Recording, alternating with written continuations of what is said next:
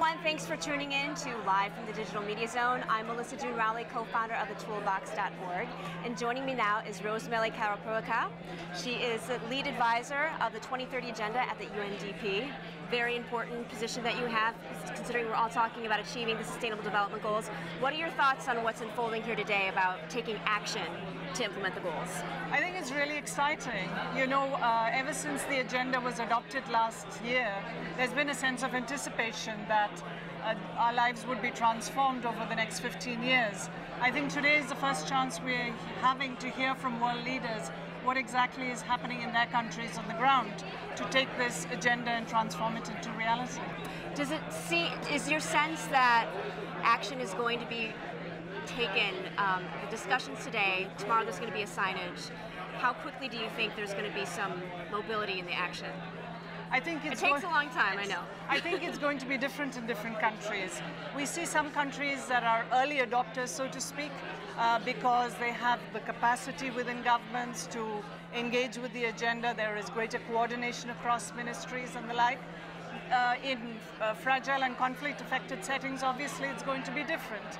So in each country, there's going to be different capacities and challenges and opportunities, and different coalitions of stakeholders that have to come together to work with member states to help implement the agenda.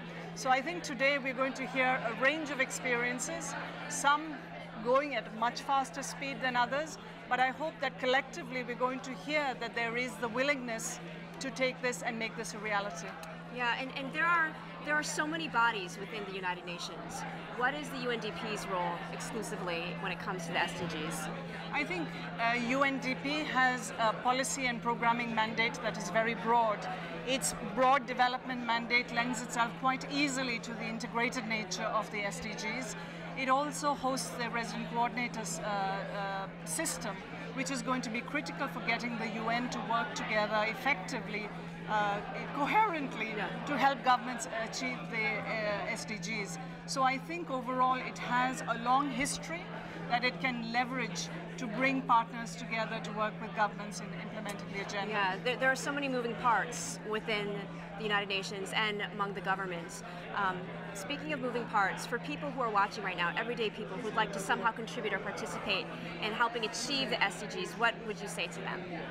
I think the SDGs for people of the world presents a much greater opportunity to engage than the MDGs ever did. The SDGs were formulated through a participatory, inclusive process, and we have movements like the Secretary General's SDG Action Campaign, which are actually reaching out to people to have their inputs feed in and to sensitize them to what the SDGs actually mean.